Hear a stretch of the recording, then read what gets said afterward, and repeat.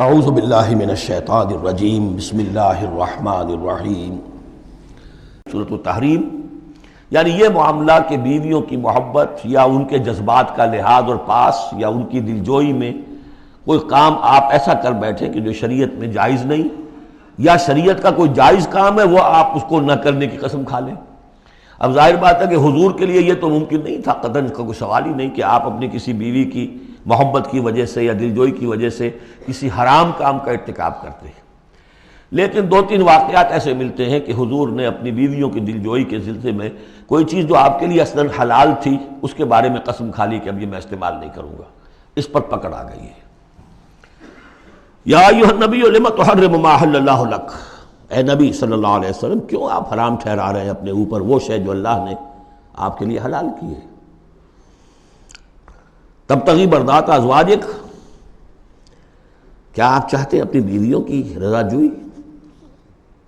واللہ غفور الرحیم۔ اب دیکھیے یہ تیور بتا رہے ہیں اللہ تعالیٰ کی جو یہ ناپسندیدگی۔ یا ایھا النبی لم تحرم ما احل اللہ لک تبتغی مرضات ازواجک واللہ غفور الرحیم۔ اللہ غفور الرحیم ہے، اللہ نے معاف فرمایا، اللہ نے آپ کی خطا سے درگزر کیا۔ قد فرض اللہ لکم تحلۃ ایمانکم، اللہ تعالیٰ نے تمہارے لیے ایسی قسموں کا کھول دینا جو ہے اس کا راستہ معین کر دیا ہے۔ فرض میں یہ بھی سمجھا گیا، لازم ٹھہرایا ہے، یعنی کوئی غلط قسم کھا لی ہے تو اس فرض ہے کہ اسے توڑ دیا جائے، لیکن توڑنے کا کفارہ ہے، ایسے نہیں توڑ دیا جائے گا۔ وہ بھی پوری آیت جو ہے وہ سورہ مائدہ کے اندر آ چکی ہے، گویا کہ اب آپ یہ اپنی قسم توڑیے اور وہ کفارہ ادا کیجیے۔ واللہ مولاکم، اللہ تمہارا مولا ہے، مددگار ہے، پشت پناہ ہے، وہو العلیم الحکیم، اور وہ سب کو جاننے والا ہے، کمال حکمت والا۔ وَإِذْ أَسَرَّ النَّبِيُّ إِلَىٰ بَعْضِ أَزْوَاجِهِ حَدِيثًا، اور جب نبی نے صلی اللہ علیہ وسلم اپنی بعض ازواج، اپنی کسی زوجہ محترمہ کو کوئی بات بتائی، اسرہ اسرار سے، خفیہ طور پر، راز کے طور پر۔ میں ان تفاصیل میں نہیں جا رہا کہ واقعات کیا تھے ورنہ بہت دیر لگ جائے گی، بات سمجھنی چاہیے، باقی یہ کہ آپ تفسیروں میں دیکھ سکتے ہیں۔ تو آپ نے کوئی بات اپنی کسی ایک زوجہ محترمہ کو بتائی اور کہا دیکھو یہ کسی اور سے کہنا نہیں، یہ میرا راز ہے۔ فلما نبأت بہ، جب انہوں نے اس کو ظاہر کر دیا۔ عورتوں کے کہتے ہیں پیٹ ہلکے ہوتے ہیں اس معنی میں کہ راز رکھنے اپنے پاس، بہت سے مرد بھی عورتوں کی طرح کے ہوتے ہیں، ان سے کوئی چیز چھپائی نہیں جاتی، نہ ہر زن زنست نہ ہر مرد مرد، لیکن یہ کہ عام طور پر یہ عورتوں کی کمزوری شمار ہوتی ہے۔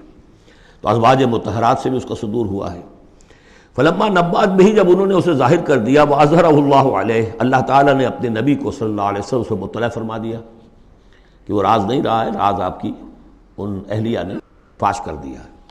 عرف بعضہ، تو حضور نے کچھ تو ان کے سامنے ظاہر کر دیا، وأعرض عن بعض، بات پوری ان کو نہیں بتائی، بعض جو ہے روک لی۔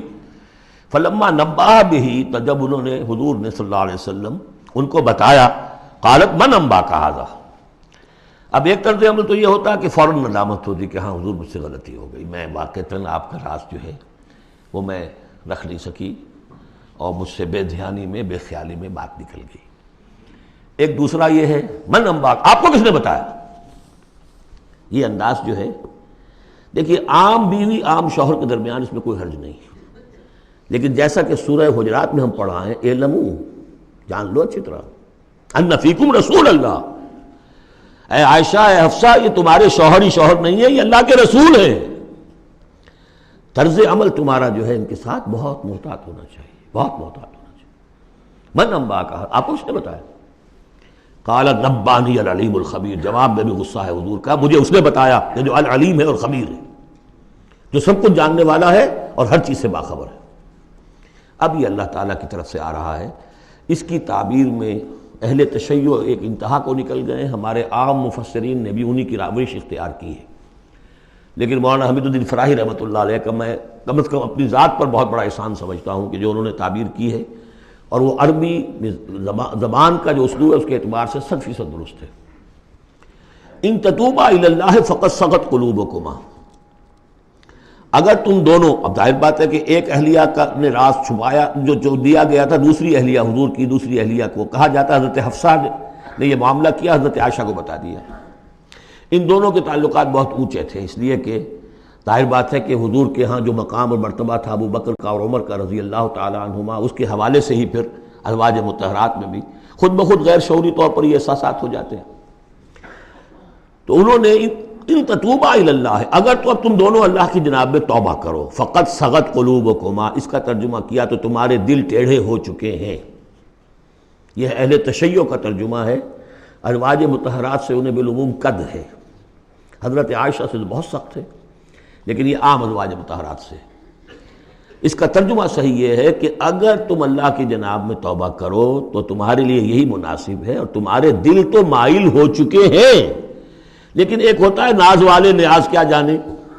اب یہ ماننا جو ہے یہ ذرا کڑا گزر رہا ہے کہ حضور مجھ سے غلطی ہوئی، آپ مجھے معاف کر دیجیے، اور وہ بھی اس لیے کہ معاملہ ہے شوہر اور بیوی کا۔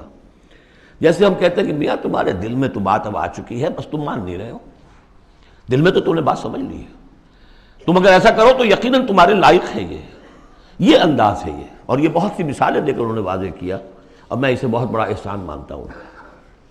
ان تتوبا الی اللہ فقط صغت قلوبکما، اللہ کی جناب میں اگر توبہ۔ اچھا، صغم کا ایسا لفظ ہے یہ عربی زبان کا جو میں نے پہلے بھی آپ کو بتایا تھا، مالا الا مالا عن، میلان سے، مالا کے بعد الہ ہوگا کسی شے کی طرف میلان، توجہ اس کا ہونا، دل کا ادھر رجحان ہونا، اور مالا عن کسی چیز سے نفرت ہو جانا، لفظ ایک ہی ہے، مال، میلان، الہ اور عن۔ رغب الہ، رغب عن، راغب ہوا اس شے کی طرف اور راغب ہوا اس چیز سے، متنفر ہو گیا اس چیز سے، لفظ ایک ہی ہے، رغبت۔ اس طرح صغم کا لفظ ہے، تو صغم جو ہے دونوں طرف جاتا ہے، تمہارا دل تو مائل ہو ہی گیا ہے۔ کس طرح مائل ہو گیا ہے؟ یعنی وہ واقعتاً اپنی خطا کا احساس ہو گیا ہے تمہارے دلوں کو، اب صرف یہ ہے کہ زبان سے بھی اس کا اعتراف کرو۔ جیسے کہ حضرت آدم کو احساس ہو گیا تھا اپنی خطا کا، تو اللہ تعالیٰ نے الفاظ سکھا دیے تھے، فَتَلَقَّى آدَمُ مِن رَبِّهِ كَلِمَاتٍ فَتَابَ عَلَيْهِ۔ یہ ترجمہ ہے اس آیت کا صحیح۔ ان تتوبا الی اللہ فقط صغت قلوبکما وان تظاہرا علیہ، اور اگر اب جیسے کہ قاعدہ ہے، عام طور پر حضور کی بھی کوئی ہلکا سا سہو اگر ہو جاتا تھا تو کس قدر انداز جو ہے سخت ہو جائے قرآن مجید کے اندر، اس لیے کہ بڑے لوگوں کے معاملے بڑے ہیں، الرب رب من تنزل والعبد عبد من ترقى۔ اسی طرح جو بھی اونچے لوگ ہیں ازواج مطہرات ہیں، تو ان کا بھی جو بھی اظہار ناپسندیدگی ہو رہا ہے اللہ کی طرف سے، اس میں الفاظ بڑے سخت ہیں۔ اگر تم دونوں نے کوئی گٹھ جوڑ کر لیا، ان تظاہرا علیہ، محمد کے خلاف صلی اللہ علیہ وسلم، کوئی متحدہ بھاٹ بنا لیا، تو سن لو فإن اللہ هو مولاه وجبریل وصاحب المؤمنین والملائکۃ بعد ذلک ظہیر، کہ اللہ ان کا ولی ہے، دوست ہے، پشت بنا ہے، مددگار ہے، پھر جبرائیل ہے، پھر تمام صالح اہل ایمان ہے، پھر یہ کہ تمام فرشتے بھی اس کے بعد ان کے پشت بنا ہے۔ تو ان کے ساتھ معاملہ جو ہے وہ ان کے مقام کی مناسبت سے کرو، چاہے وہ تمہارے شوہر ہیں اور تم ان کی بیوی ہو، لیکن معاملہ کرو اس میں تمہارے امتی ہونے کا پہلو جو ہے وہ کہیں نگاہ سے اوجھل نہ ہو، وہ اللہ کے رسول ہیں، تم امتی ہو۔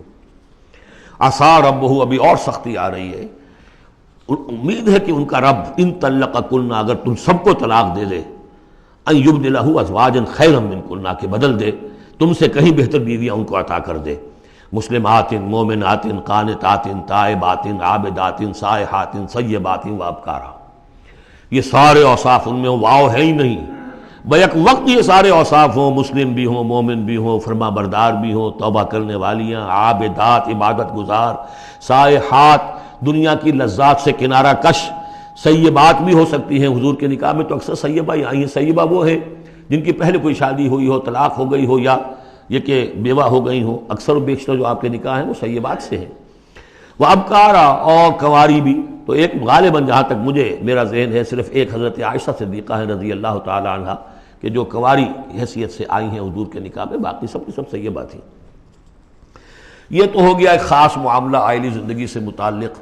حاصل کیا ہوا کہ وہ معتدل معاملہ رکھو، حقوق الزوجین اپنی جگہ ہیں، فرائض الزوجین اپنی جگہ ہیں، اللہ کے حقوق اس سے بالا ہیں، ان کو اوپر قائم رکھو، اور اس کے تحت جو ہے جو بھی اللہ نے حقوق معین کر دیے، فرائض معین کر دیے، ان کو ادا کرو۔